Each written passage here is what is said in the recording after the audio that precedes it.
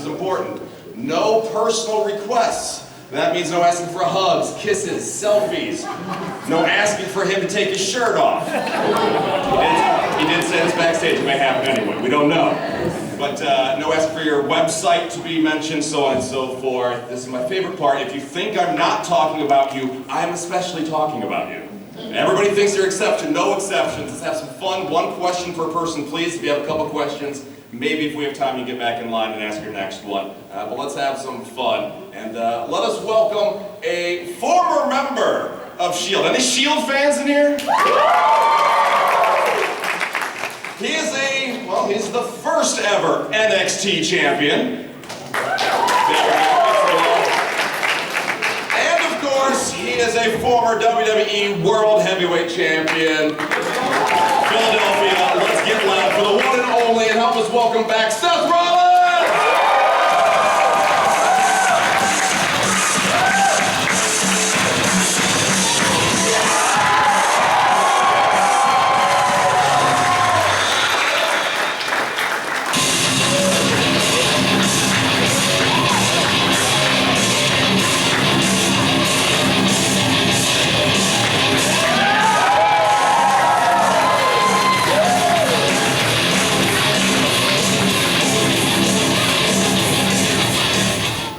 Kidding, it's hot in here. I told you. I made a joke that we're going to do this Q&A in our underwear, so that includes everybody, not just me. Yay? Yay, maybe. We got a few thumbs up. All right. Well, I said this to you backstage, but I think on behalf of everyone here, welcome back. Thank you. It's good to be back. Just with the road in 7 months, so it's good to hang out with everybody. So. The show on the road. And it's amazing that it's a relatively short amount of time between your Wizard World stops and any of your appearances in general. Because when I read that you had torn 3, 4, 5 dozen spots, I thought you were going to be gone for a couple of years. What goes through your head when something like that happens? You know, the first day after I hurt my knee was the first day of recovery for me. So I'm a very goal-oriented person, and for me it was just about getting going, doing something new, whether my goal was, to win the world title at WrestleMania or to just make it back by WrestleMania. I always got something in mind, so I just put the same work ethic that I put into my daily grind, doing the shows and all that stuff, into my rehab, and that was it, man, just trying to get back as soon as possible. You, Cena, Cesaro, and others all seem to get injured around the same general time. Is there almost like a competition who can come back faster? There might have been. There might have been a healthy competition between the three of us. Yeah, we John's a mutant, everybody knows that. He's had well-documented recoveries where he's done, half the time of what they expected, and his shoulder is no exception. Coming back last Monday was insane as well. So he's a guy who, he sets the bar pretty high, and Cesaro's an insane work ethic type individual as well. So we were all kind of on the same page, trying to get back as soon as possible. So that was fun. Yeah, they were very helpful in that regard. I don't want to take up too much time away from the line here, but I want to ask if at any point you, John, Cesaro, I know I can't speak for them, but with you coming back so early, is there doubts that maybe you're rushing your return? No, zero doubts on that. I wasn't going to come back till I was 100% regardless. I wanted to be back for WrestleMania. So. I thought I was almost ready to go then, but I knew I still had a little bit of time left. Wanted to make the return as big as possible, and if it wasn't going to be WrestleMania, I wanted to be 100%, like no questions asked. So back on the road this weekend. From here, I'm going to North Texas to do some live events. Get back on the horse, and we'll see how it goes. That's awesome. That's awesome. Good to have you back. Good to have you. Where else would I be? You think I'm going to come back and hang out with Tyler Breeze? No offense. I'm a big fan of Breezango, but I'm right where I should be. Fair enough, fair enough. Thank you for your patience. This guy got in line long before we told him to get in line, so please. All right, so first off, congratulations. I respect how you handled everything. And I know that it must have been terrible being off the road, but what parts did you enjoy being home for the first time in a while? Well, it wasn't that terrible, to be honest with you. I've been wrestling since I was 18 years old, and this was easily the longest break that I've had. So it was very nice for me to be home with my family. I got to watch football every Sunday from my couch. You know, just do normal things. The first couple months after surgery really sucked because I was kind of confined to a pretty rigid, stiff brace that wouldn't allow me to, do anything besides crutch around. So that sucked. But once I got through the first couple months and the pain started to subside and I could sleep again, it was nice to just be around my friends and family and be able to take trips when I wanted to and kind of enjoy life. A lot of people forget that we're on the road 300 days a year when we're working, and I've done that for the past 3 years straight, so I really haven't had any time to enjoy what, regular life. I got to do like kind of a Monday through Friday thing for a little while, so it was cool to just hang out and do my own thing. I enjoyed the time off. It was a nice little breather. Not to say I'm not excited to be back, because work's awesome, but... We're all glad you're back. Yeah, well, thank you very much, man. Appreciate it. All right, thank you. Thank you, sir. You can move the microphone down. Yeah, I'll go down that There you go. Go ahead. Why do you have Triple H's finisher when Tyler Black had all these great finishers? Well,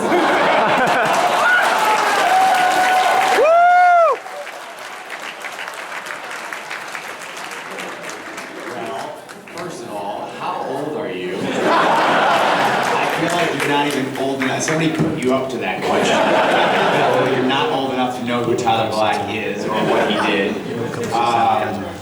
But the fact that you're asking me that question kind of provides your answer as well, and that might be a little bit for you to understand, but I'll explain. So, I'm a bad guy, guys, right? I'm a bad guy.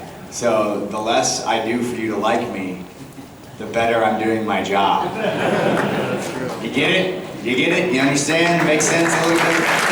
And hey, look, there's two guys in the history of WWE that have used a pedigree for a finishing move. Two, all right? And the other one, he did all right for himself with it, so I don't hate it one bit. Hi. So you're my favorite wrestler and you've inspired me to become one, so I was wondering what advice you have for someone who wants to be a wrestler. Well, thank you for the question. Well, first of all, enlist at the Black and Brave Wrestling Academy, and you can learn from the very best. But second of all, just work hard and be patient. I mean, that's really all I can say. A lot of kids that come to my school and they want to learn, but they also want opportunities right away, and it doesn't always happen like that. It took me 6 years to get to WWE, and 3 years in developmental before I made it to the main roster. So just understand that it's a very long process, and that's 6 years to get to WWE. That's pretty quick. That doesn't happen for a lot of people. So if you put in the time and you do the work, there's no like secret formula, secret answer, or anything like that. You just gotta kind of buckle down, focus, find a goal, work every day to achieve that goal, and understand that it's going to take some time. I mean, honestly, there's no like secret recipe or pill or any kind of advice that's going to like set you apart. You just got to do the time, put in the work. Thank you. Thank you. CrossFit Jesus, how you doing today?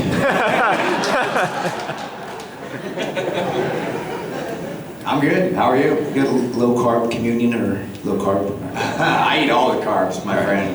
All right, Seth, Michael, big fan, brother. I love your work. Question I had, something I had to ask you. I'm a big fan of one of your buddies named CM Punk. Is he a buddy of mine? Are we me and Punk buddies? Sort of, maybe not. All right, anyway. But the question is, he echoed one of the sentiments of what I feel is today in WWE, you see a lot of micromanagement.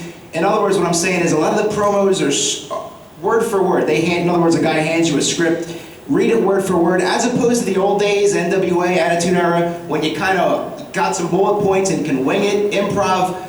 My question is, which style of promo do you prefer? When someone hands you something, say read this, or when you can go out there and kind of like do your own thing and wing it? Indie style, I should say. Well, interesting that you're so in tune with what goes on backstage, because I've never seen you backstage or in a writing meeting. CM Punk maybe influenced you to think certain ways, but that's fine. Punk's got his own opinions. To me, whatever works, you know. There's a reason that our promos have become more written out and more thought out. It's because guys have less experience cutting promos on the fly. So it's just a different industry than it was, you know, 20 years ago. And that's okay. We don't have to go back to the Attitude Era or before and say it was better then because. I think that a lot of times, you know, we harken back to those days and, oh, what it used to be and all that, but hey man, wrestling's pretty awesome right now. It's still awesome. And I know we live in a world where we're constantly micromanaging everything on our devices and social media and stuff like that, and we forget to just kind of appreciate what's going on. But for me, it's whatever works. Some guys need to go over their stuff line for line, word for word, and some guys, it doesn't work for them that way. I think the best of the best, if you look back in history, are the guys who can do it all. So for me, I like to be able to do both. That's just my thing. Thank you, Seth. Thank you. I work in catering. I prepare the chicken breast backstage, so just letting you know. Oh yeah, all right. I'll keep an eye out for you. All right, hey Seth. My question is, what is the hardest sacrifice you had to make being in the wrestling industry? Ooh, hardest one. That's tough. There's a lot of them. I would say just relationships. You know, when you're in a relationship, and I'm talking about a romantic relationship, yes, you spend a lot of time focusing on yourself in our industry, and it's very hard for you to, or for me anyway, to make the sacrifice to be, you know, 100% for another person all the time. And it's just very difficult. To be successful, you have to be really selfish in the industry, I think, because this is your life. You're committed to it. WWE is my mistress. And there's nothing that I'm ever going to put before it, you know, it's not as long as I'm working here. So for me, personal romantic relationships are very difficult to come by and maintain. Thank you, Seth. Yeah. Yeah, difficult romantic relationships. All right, so my question is, when the Shield was together, I know a lot of fans, especially Diva fans, wanted to see a female member of the Shield. And I know a lot of people said they wanted Paige to be in it because she was a perfect fit. So my question is, was there ever any type of discussion to include a female? And if you had to pick a female to be in it, who would it have been? There was zero discussion ever about adding another member, male or female, to the Shield. And if it ever came up, I would squash it right to the ground. The Shield is very special, and no offense to the ladies. I love the ladies, but the Shield is what it is. It is what it is for a reason. Me, Roman, and Dean, and that's all it'll ever be. If I had to pick one diva that's very Shield-esque, Paige would have been a good fit. Sasha Banks, Becky Lynch. A lot of those girls, kind of the NXT girls, had the same attitude, the same we're taking over attitude that we had. So any of them really would have fit in quite well. You're welcome. You know, the Rockers had a new version. Maybe you could start a new Shield and Oh, Breezango. shoot. No, I mean, they had like their own thing, right? The new Shield, Yeah. is what you're saying? Yeah. That sounds terrible. All right. I'll pitch it. You never know. No good. Hi, Seth. Would you rather feud with AJ Styles or tag with him? Ooh, good question. I think I want to feud with him. I think AJ. You both are amazing. Oh, well, thank you very much. And I'm sure you'll see those matches sometime very soon. So look forward to it. Hi, Seth. Around WrestleMania 33 time, would you rather, kind of like that, fight against AJ Styles or Triple H? I don't care. I want to be in the main event of WrestleMania, that's all. And whether it's AJ Styles, Triple H, Roman Reigns, Dean Ambrose, doesn't matter to me. Anybody who's there and is on the top of the card, they're going to be there with me because the main event's the only thing that's on my mind. Thank you. Thank you. Hey Seth and Lorraine, me and my friend Chad are huge fans of yours, and there's one dream match we want to see right now above all else, and that's Seth Rollins versus Finn Balor. Can you talk about the potential of that happening? Yeah, it's going to happen. I mean, at some point, you know, Finn's doing his thing. I think him and Samoa Joe got a title match coming up, takeover in like a week maybe. Is it a week? All right, yeah. So I'm looking forward to that. And then, he's eventually going to make his way up to the main roster, and I'll be there waiting. So it's going to happen. Just, be patient.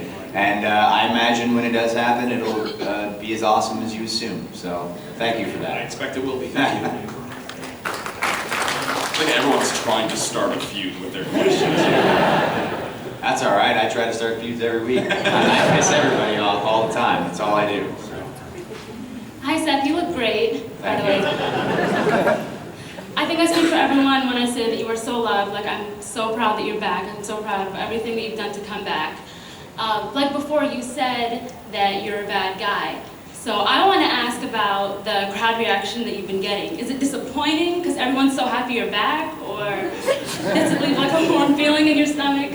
No, it's nice to be. It's nice. It's a good feeling. You know what I mean? It's very interesting, though. If you go back a couple weeks ago on Raw to my promo, there was a lot of truth to that. I mean, before I left, I was universally despised by pretty much everybody. Before I got hurt, everyone was like, "Oh, Seth Rollins, weakest champion ever, so terrible, can't fight your own fights." And then all of a sudden, I almost lose my entire career, and everybody's like, "Oh, we missed you, we love you." I was not one of those people. But I mean, hey, the grass is always greener on the other side, right? You guys gotta appreciate what you've got while it's in front of you. So there was certainly a little bit of truth to that, but at the end of the day, I mean, the reaction I got, in Jersey and in Baltimore those first couple nights, and even last week when I came out for the short stint, where it's awesome. It's nice to be back. It's nice to feel appreciated even after the fact. Thank you. Thank you. So what was your favorite match in WWE? My own match? Yeah. Like my favorite of mine? Oh, I got a few of them. Man, I really liked the Shield's first match we ever had in Brooklyn, the 6-man with Team Hell No and Ryback, just sentimentally, and the energy in that building was wild. The Shield Wyatt 6-man matches were always pretty awesome. I've had a couple of matches with Dean Ambrose that I really loved. Loved our Hell in a Cell match. Loved the Money in the Bank ladder match that we had last year, or I think it was last year. Yeah, I mean, and I got to wrestle Sting, so I mean that's pretty incredible for sentimental reasons. Yeah, man. I mean, I've been fortunate enough to be in the ring with a lot of awesome dudes. Even the Evolution matches were fun, the 6-man. So I mean, it's been cool. I look forward to having some more now that I'm back. Thank you. Thank you. Hi Seth, I'd just like to say that you are really the reason I became the wrestling fan I am today, and I have to thank you very much for that. Right on. Thank you. But my question for you is, how did your time as NXT champion prepare you for how you were as a WWE champion? Yeah, NXT was cool. To be the first NXT champion was a big deal, I thought it was anyway. And if you look at what NXT has become, I mean, can you imagine Jinder Mahal as the first NXT champion?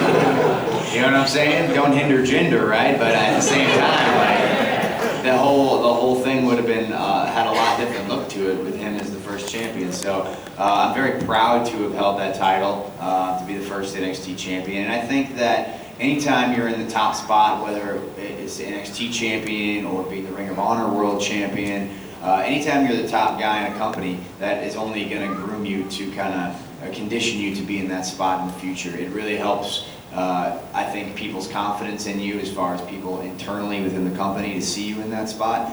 And at the same time, it just gives me a little bit of swagger, you know what I'm saying? I can walk around and understand that I am the man, carry myself that way, and perform that way every single night. So it's certainly a nice primer for the WWE World Heavyweight Championship. Awesome, so thank you very much. Thank you.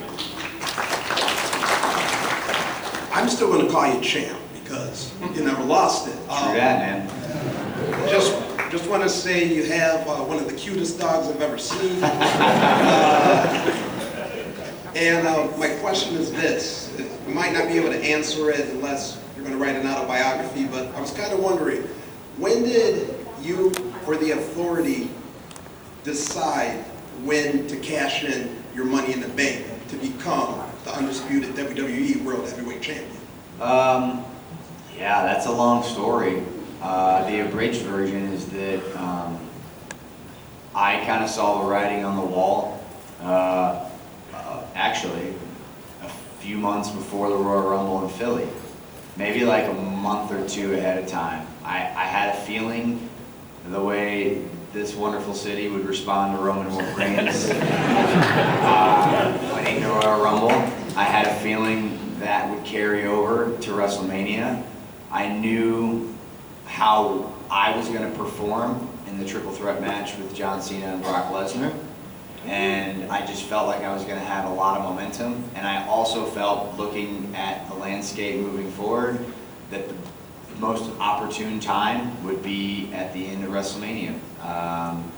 And so, you know, I put my 2 cents in, and a few months later, I'm standing at the top of the ramp in San Francisco with the World Heavyweight Championship. So obviously there's a lot more detail, but that's the abridged version. It was something that I wanted from the moment I won the briefcase, and I kind of hedged my bets on it for a few months. And so thank you, Philadelphia, for helping me out with that.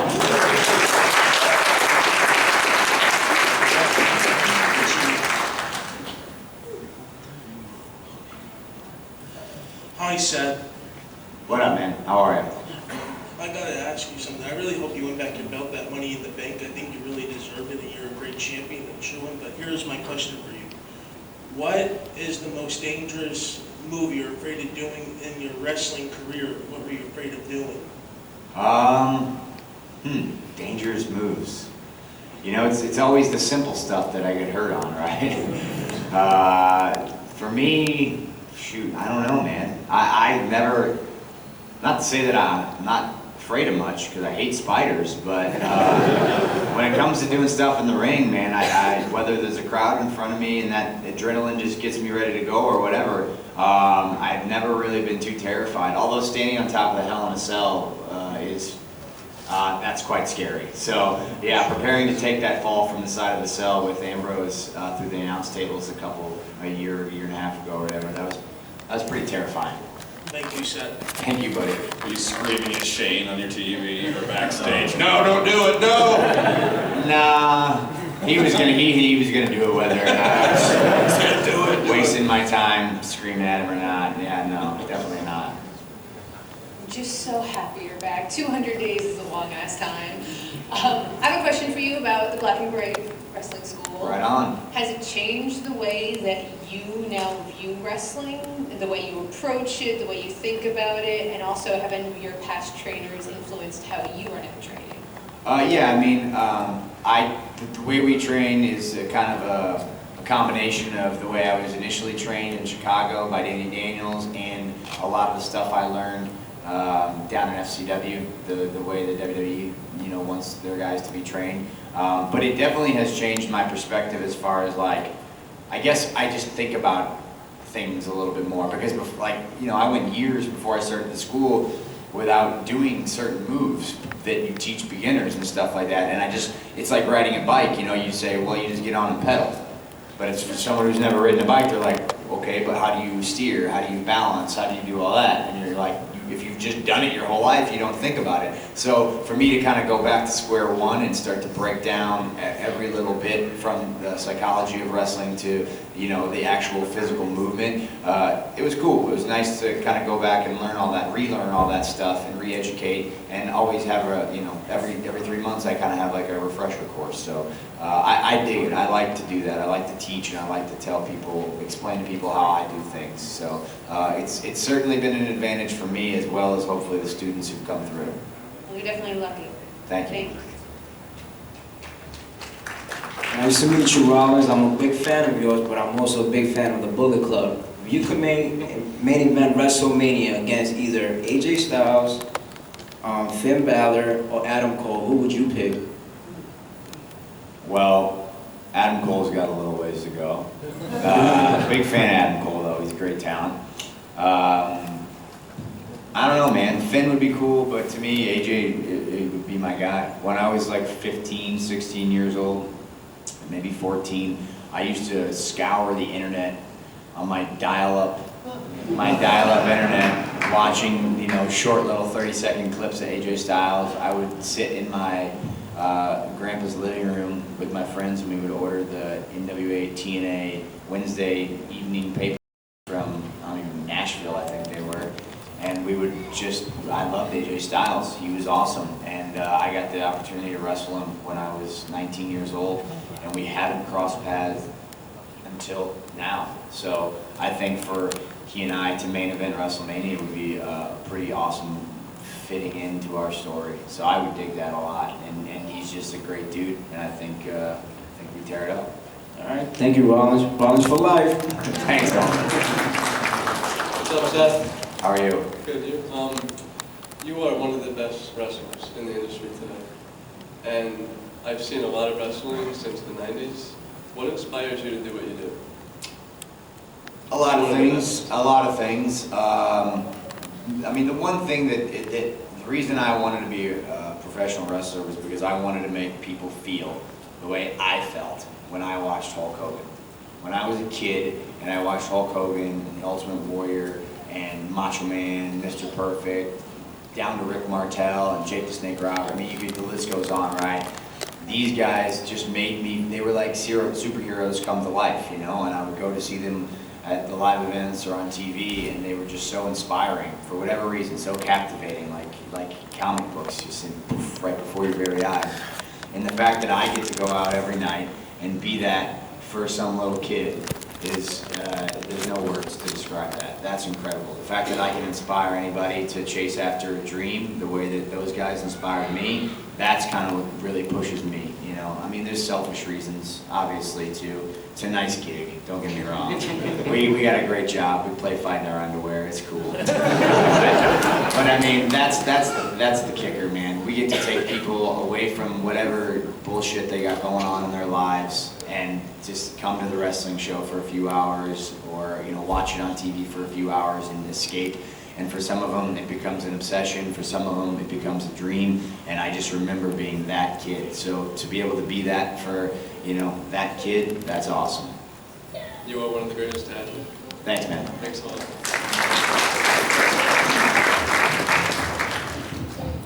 Hello, can you hear me?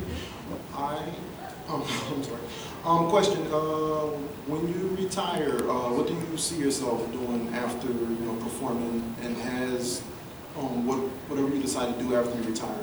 He will never retire. Has that ever changed from when you decide to become a wrestler compared to today? I never really thought about what I would do after I retired until I started, Obviously, I'm 30 now, so certainly something to consider here, not anytime soon, but in a little while. And I don't know, dude. I kind of just want to disappear. I kind of just want to get a little house, a couple acres, buy some chickens, have a garden. I'm basically just want to turn into Daniel Bryan. That's what I basically just want to marry a hot babe, luxury, get a farm out in the middle of nowhere, and get a composting toilet. That's it.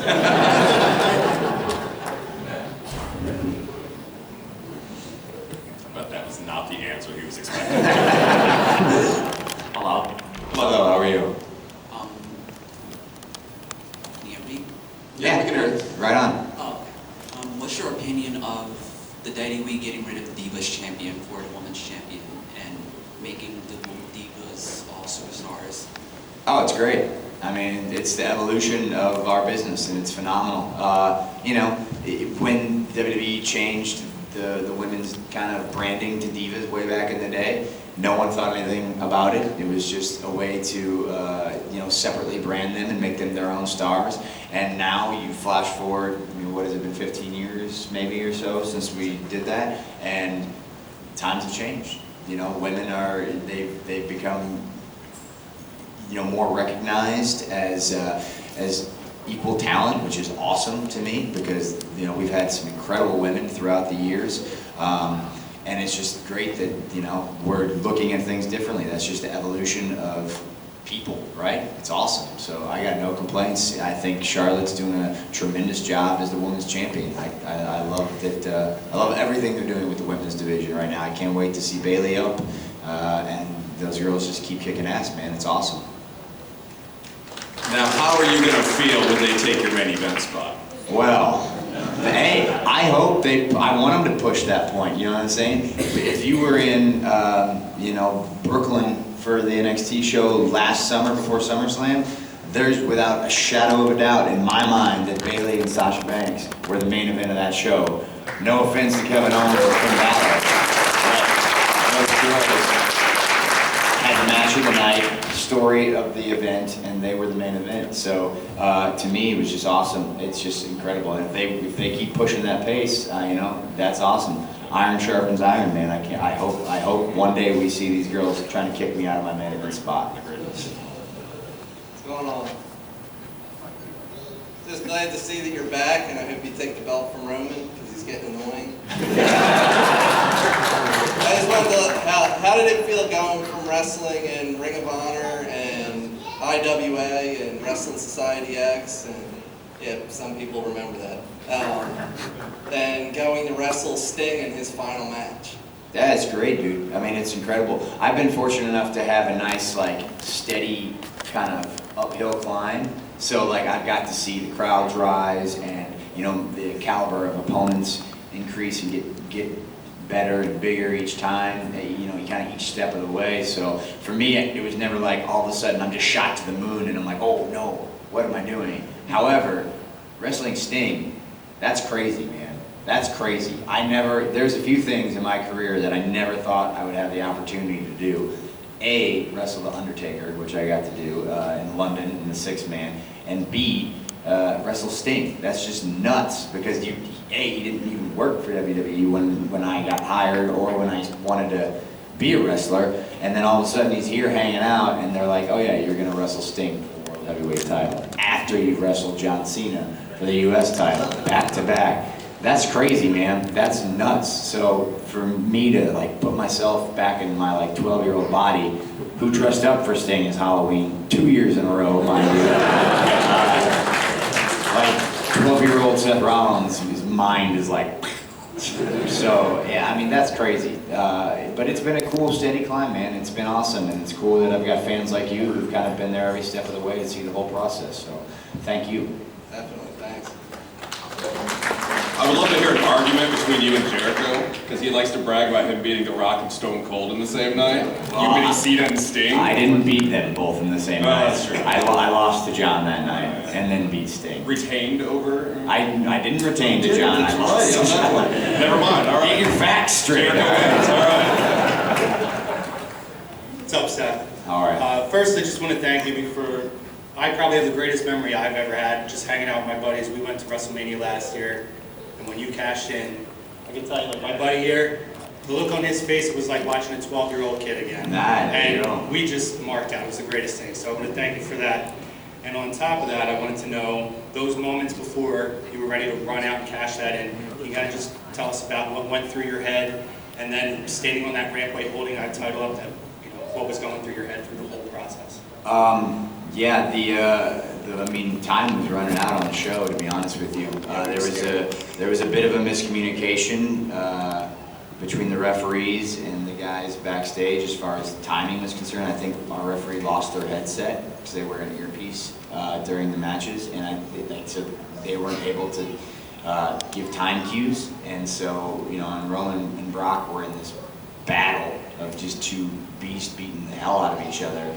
And they were in the moment, and they didn't have time cues, and so my biggest fear was that my moment was about to slip through my fingers. That was the biggest fear. Obviously you couple that with nerves and butterflies, and it kind of helped that I had already been out there for the match with Randy earlier, so I had got the vibe. But there's nothing like a WrestleMania main event. That electricity is unreal, and Brock and Roman going toe-to-toe, the way they had built that match was incredible. So, by the time I hit the ring, the place was at a fever pitch anyway. So, and then it was just a blur, to be honest with you. It was literally, I don't think I've ever run that fast in my entire life.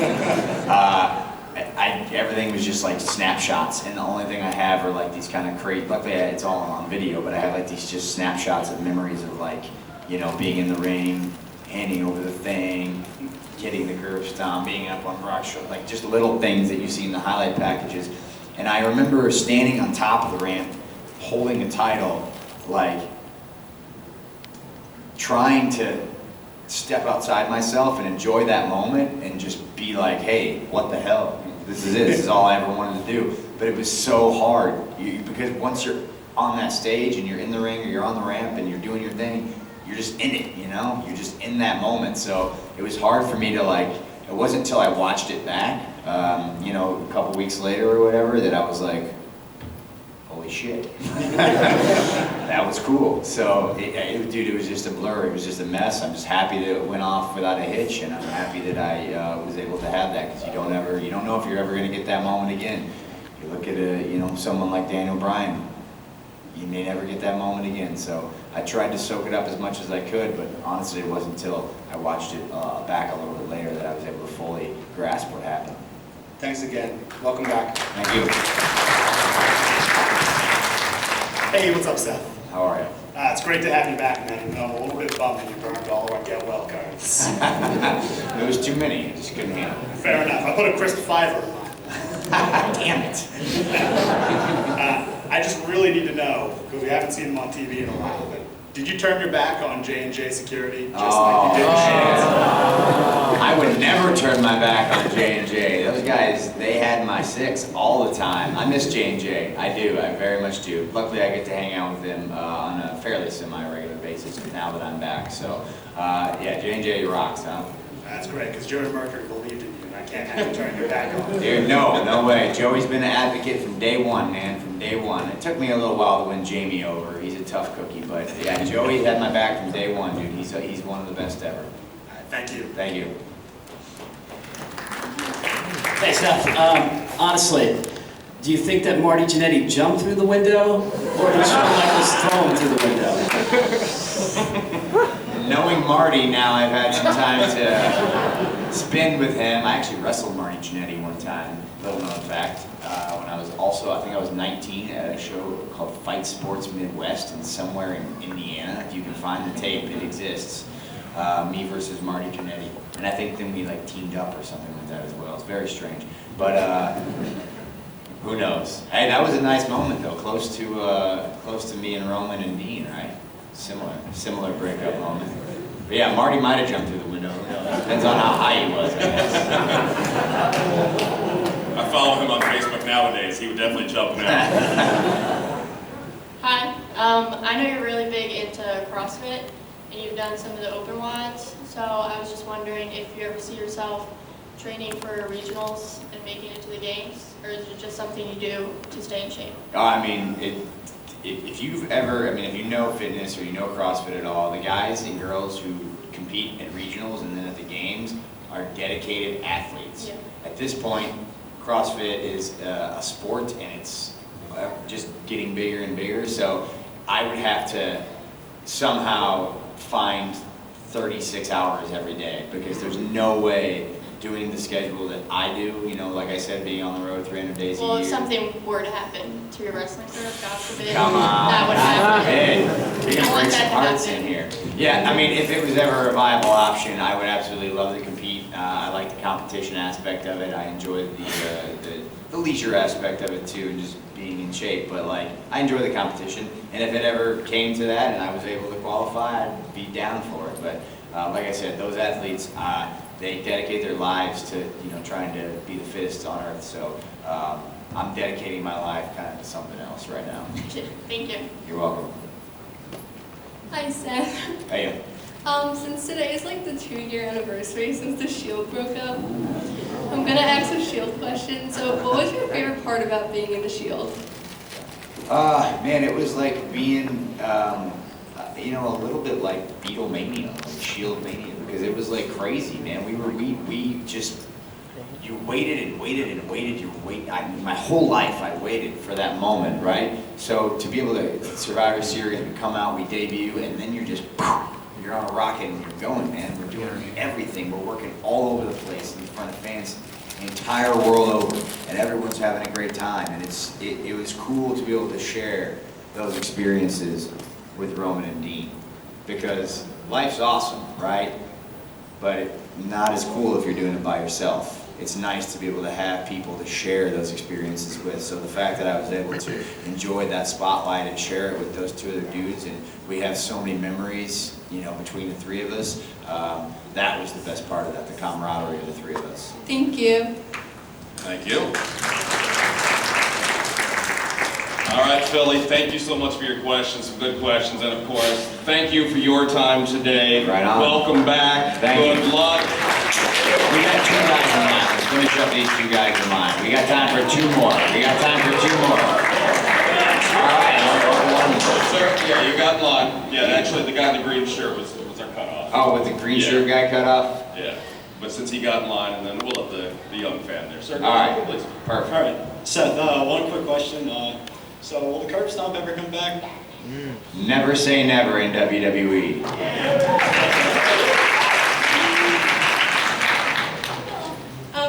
Excuse me. Your excuse? Have you ever considered a fight in UFC? Oh, no. I destroyed my knee fake fighting. I don't know what would happen to me if I was in a real fight. I'll leave that up to CM Punk. He can handle that demographic. Your good pal. My good pal, CM Punk. Thank you, buddy.